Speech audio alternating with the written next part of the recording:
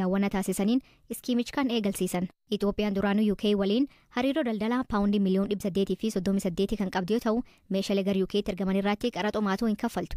Iskiimii haaraa kanaanii Itoophiyaa fi biyyoonni biroo 46 meeshaalee biyyoota hedduu biraarra dhufan fayyadamuun meeshaalee oomishuu fi carraa UK waliin daldaluu isaanii guddisuu ni danda'u. Yeah, so the developing countries trading scheme will be of mutual benefit to countries. Sagantaan daldalaa biyyoota guddachaa jiranii kun biyyoota gara UK'tti erganiif faayidaa waliinii ni qabaata. Sababni isaas gatii salphaa waan taasisuu fi akkasumas adeemsa waan salphisuu fi oomishaaleen biyyoota kanaa qaraxa xiqqaan gabaa UK keessa waan galaniif gatii salphaa taasisuu isaaniitiin fayyadamtoota Biriiteeniif faayidaa qaba. Akkuma biyyoota addunyaa hedduu sababa qaala'insa jireenyaan qormaatni jireenyaa nu mudachaa jira. Kanaaf kun ni gargaara jedhee namana. Akkasuma oomishaaleen bal'aan sagantaa kana keessatti hammatamanii waan jiraniif filannoo fayyadamtootaa ni dabala. Kana malees gama hariiroo ijaaruu keessumaa Afrikaa waliin waan baay'ee hojjechaa jirra. Bara dhufu muummichi ministeeraa walgahii investimentii Afrikaa ni keessummeessa. Hariiroon addaa biyyoota Afrikaa hedduu waliin qabnu daran akka cimuuf hariiroo daldalaa qabnu ijaaruuf walgahii wal fakkaatu kana kan qabaannu yeroo lammataaf ta'a. Sagantaan nuti hojjenne kun sagantoota arjaa addunyaa kanaa keessaa isa tokkodha. Sagantaan yeroo qaama gamtaa Awurooppaa turreerra inni kun arjummaan kan caaludha. Biyyoonni adda addaa imaammata adda addaa ni fudhatu. Murtoo isaan kennan ni kabajna.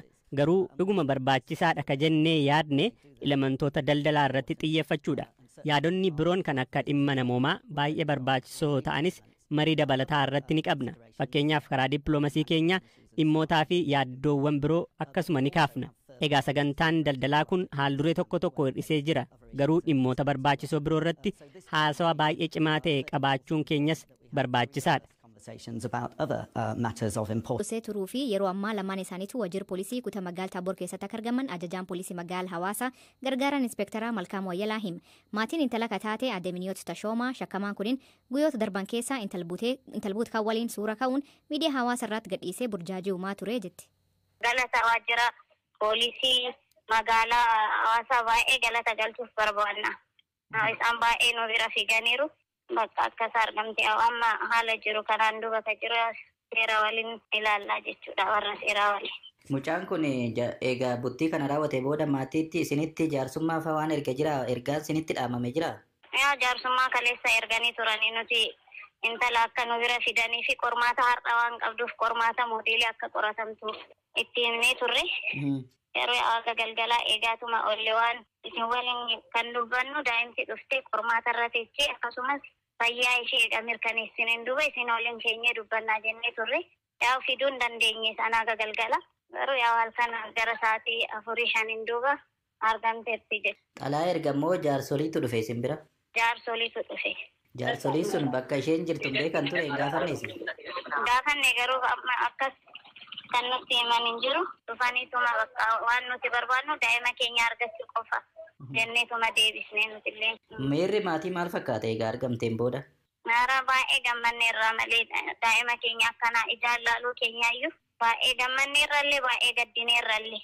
Waan lama akkana daa'imti keenya onneen ishii cabee argine booyaatuma jirte ol jettee illee hin deemtu baay'ee gaddineerrallee gammanneerrallee miira lama keessa jirra. Rabbi nama qarqaaruu ammaan duballee yoo adeemsa jiru mee ammaan booda kan jiru immoo warra seeraa waliin laalla. Suurota wajjin akka wal hammatanii ka'aniitti gadhiifamaa turan innaa isa laaltan maal ture wanni isinitti dhaga'ame waa'ee suura sanaa? Yaa gadda akka maatii tokkotti gaddatu sitti dhaga'ama. Jaalatee hin goone kan jedhu nu keessa jira bakka akka daa'imaatti namni jaalatee godhee sila akkas buttaadhaan fudhatamu mana barumsaa kophaashii kan deemtee seentu jaalattee yoo goote ishiinuu deemtee waliin deemuu dandeessi bakka badullee dandeessi. Filannoon akkasii osoo jiru akkas iyyaa mastaawotiin haga cabutti iyyaatuma seentee bakka namni ijaan laaleera gara onneen ishii cabeera baay'ee bakka ammaan dubamee waaqni nu haa qarqaaru warri seeraallee akka nu waliin dhaabatan. Baay'ee addunyaa ardii shanan irra jiraatan karaa bakka bu'oota isaanii bakka tokkotti wal arguun aadaa isaanii fi oomisha isaanii itti agarsiisan ture. Feestivaalli aadaa idil addunyaa kun ammas walitti dhufneerraa dhaadannoo jedhuun kabajame. Biyyoota Afrikaa, Eeshiyaa, Awurooppaa fi Ameerikaa irraas jilli Keeniyaa magaalaa Naayiroobiitti argame aadaa uffataa, nyaataa fi oomisha isaanii agarsiisaa fi gurguraa oolan. Itoophiyaa biyyi uummata miiliyoona 120 ol qabdus aadaa nyaataa fi uffataa adda addaa ni qabdi. Imbaasii Itoophiyaa Keeniyaa Naayiroobitti argamutti itti aanaa ambaasaaddara kan ta'an Warqaa Lammaa Dastaa sagantaan kun waggaa waggaan akka qophaa'u himuun uummata addunyaa walitti dhuufis gargaaraa jedhan. Aadaa nyaataa uummattoota Itoophiyaa oomishaalee bu'aa gogaa kan akka kophee fi uffataa qabatanii dhiyaatan. Namoonni asitti argaman warreen Keeniyaa keessa jiran yoo ta'u, aadaa uffata uummata Itoophiyaa keessaa beeksisuuf argaman. Ammaaf Itoophiyaa irraa kan dhufan hin jiran. Lammiilee Itoophiyaa 60,000 hedduutu biyya kana keessa jiraata. Sagantaa hawwataa akkasii irratti biyya keenya beeksisaa oolle.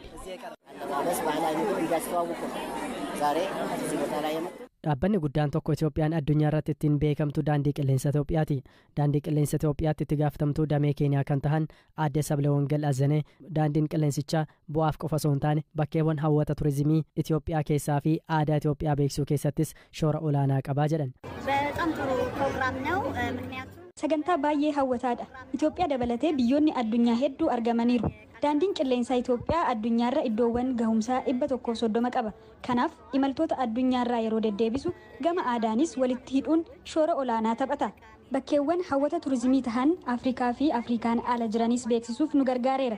Imaltoonni Itoophiyaa yeroo gahan sa'aa 5 kan turan yoo ta'e hoteela turanii biyyattii ittiin ilaalan qopheessuun hojjechaa jirra. Warri sa'aa 5 ol turan ammoo Finfinnee akka daawwatan gochuun aadaa biyya keenyaas beeksisuu irratti hojjechaa turre. Sagantaan akkasii ammoo gama turizimiin biyyoota Afrikaa kaanii fi Itoophiyaa beeksisuun qooda olaanaa qaba. Carraas Faaw Keeniyaa magaalaa Naayiroobii keessa waggoota 19 jiraachuu himte. Oomishaalee nyaataaf oolan daldaluun kan jiraattu yoo ta'u, feestivaala aadaa idil addunyaa kanarratti ammoo uffata aadaa Oromoo fi uummattoota Itoophiyaa kaanii qabattee dhiyaatte. Kafana aadaa adda addaa kan qabee dhufe, kafana aadaa Wallaggaa, kafana aadaa Kamisee, kafana aadaa Baalee, kafana aadaa adda addaa kan qaba. Kan Shawaatirree hin jira. Hojiin kiyya kanuma kanan hojjechaa jira. Feestivaala aadaa idil addunyaa 8ffaa kanarratti biyyootni fageenyarra jiran Gaanaatti hanga Soomaaliyaatti, Meeksikoo hanga Chaayinaa irratti argamaniiru. Kaan oomisha biyya isaanii, kaan ammoo sirba aadaa biyya isaanii agarsiisaa oolan. Lubbuu kumaatamoota galaafatee waliigaltee Piriitooriyaan erga xumuramee bubbulee jira. Ammallee gaafiin daangaa naannoo Amaaraaf Tigraay garuu deebii hin argan. Isaan keessaa bakki falmisiisaa fi anaaftaa jechuun naannolee lamaan irraa wal dhaban lixa Tigraayitti kan argamtu Walqaayit. Naannoon kun waggoota 30 ta'aniif bulchiinsi Tigraay jala turte. Naannoo Amaaraa keessaa koreen eenyummaa deebisuun daa'uun irratti hojjechaa turan. Namoota gaafii kanaa adda durummaan kaasan keessaa tokko ta'anii fi miseensi duraanii raayyaa ittisaa amma immoo bulchaa ittaanaa godina Walqaayitti Xagadee Saayit Umaraa fi itti gaafatama nageenya fi tasgabbii Koloneel Dammaqaa Zawuduu uummanni Walqaayitii gaafii eenyummaa isa deebisuu fi yaalii kan taasise adoo TPLF qabsoo hidhannoo gaggeessaa jiru ture jedhe. Manni maree federeeshinii nu gaafateera. Dhugaadhaa waan kunii jedhee ilaalaa jirra. Koree dhaabbii mana maree federeeshinii deebisnee garasitti erginaa jedhan. Waan adda baafannu qabnas jedhaniiru. Waa'ee baajataas kaasnee waliin dubbanneerra. Ministeerri maallaqaa deebiitti kennuu hin dandeenye. Nuyis yoo achi deemnee gaafannu egaa deemaa ministeera muummee gaafadhaanuun jedhan. Egaa nuyi waa'ee baajataaf deemnee ministeera muummeen gaafannu qaamaanis isaan hin arganne. Mootummaan federaalaa akkuma dubbatetti jecha isaa kabajee raawwachuu qaba. Nuyis marti isaanii kana ni mormina. Nuyis murtii isaanii kana ni mormina. Sababni isaa baajataa fi gaaffiin eenyummaa tokko waan hin taaneef. Waggoota 30 darbanii fi Walqaayitti naannoo Tigraay jalaatti bulaa turte. Dhaabbilee mirgoota namoomaa falmanis dhalattoonni Tigraay humnaan qe'ee isaaniirraa buqqifaman ibsaa turan. Naannichaatti sarbamii mirga namoomaa raawwatamuus ibsaa turan. Kan irraa Obbo Dammaqaan akkan jedha. Lakki nuyi humnaan buqqisnee hin beeknu. Garuu Walqaayitti bulchiinsa Tigraay jalaa kan gale humnaanidha. Uummata jiraataa naannichaa ganamaa ta'e buqqisee keessaa dhabamsiisee qaama hidhatee naannicha akka qubachiise beekamaadha. Qaamni hidhate immoo waggoota 27 yeroo bulchaa turetti jiraattota duraanii naannichaa buqqisee ajjeesee akka bulchaa ture ofiyyuu beeka. Kana waan ta'eef yeroo waraanaa ofuma isaanii baqatanii deeman. Yeroo waraanaa sana yeroo isaan bira geenyuyyuu deemuun qabdan isin lammii Itoophiyaati jennee hambisuuf yaallee ture. Isaanis deemuuf yaada dhiyeessan. Mootummaanis dhiisaa hin dirqisiisinaa jedhe jennaan gadhiisne. Namootni as turan warra nama miidhanidha jedhanii waan of yaadaniif yoo as turre itti gaafatamuu dandeenya jedhanii waan yaadaniif baqatanii deeman. Garuu namni waraana tahee basaasaa tahee dhufee qabamee hidhamee jiraachuu danda'a. Yeroo sana kan gadhiifamanis jiru. Ammas namootni Tigraay nuyi uummata Walqaayitii waliin jiraachaa jirra kan jedhan jiraachaa jiru. Magaalaa keessas jiraachaa jiru. Dhaabbanni mirga namoomaaf falmuu Human Rights Watch dabalatee dhaabbileen biraa maqaa dha'uun Obbo Dammaqaa naannicha keessatti sarba mirgoota namoomaa raawwatanii jechuun himatu.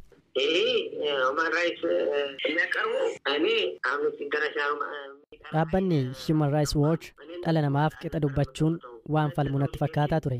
Amma saba tokkoof dhaabbata tokkoof dhaabbatanii argamuun sirrii natti hin fakkaatu. Dabalataan gadi bu'anii nama dhuunfaa tokko himachuun dhaabbatichi hammam akka gadi bu'ee agarsiisa. Balleessaas ta'e hanqina yoon qabaadhe mootummaan qaba. Kan na himachiisu yoo jiraate na himata. Hangaruu waan na himachiisu hojjedheera jedhee yaadu. Inumaayyuu yeroo uummanni walqaaxxa gadee badu osoo arganii akka hin arginetti darbaa turan. Dhimma barbaadaniif garuu harka isaanii galchuun hanga nama dhuunfaa himachuutti gahuun isaanii hammam akka deeman agarsiisa. Dhimmi walqaaxxa gadee murtee siyaasaa immoo murtee riifarendamiin akka murtaa'u barbaadu gaaffii jedhu Koloneel Dammaqaan akkan jedha. Nuyi dhimmi walqaaxxi seenaa, seeraa fi dhugaa bu'uura godhachuun murtee kennuun barbaachisaadha jenna. Jalqabas murtee siyaasaanidha gara Tigraay akka deemu kan ta'e. Ammas adeemsa seenaa, seeraa fi dhugaa jiru ilaalamee murtee siyaasaan akka deebi'u ta'uu qaba jennee amanna. Gara riifarendamiitti haa deemu yoo jedhame murtee sirriidha jennee hin amannu. Dhaabbanni Human Rights Watch xumurjii kanaatti gabaas baasan waliigalteen Pretoria erga mallattaa'een as lixa Tigraayitti yakki sanyii balleessuu dhalatoota Tigraay irraa raawwataa jira jedha. Koloneel Dammaqa Zawuduu fi Balaay Ayyaloo dhalatoota Tigraay seeraan aliduu daraaruu fi buqqisuu namoota ilaalan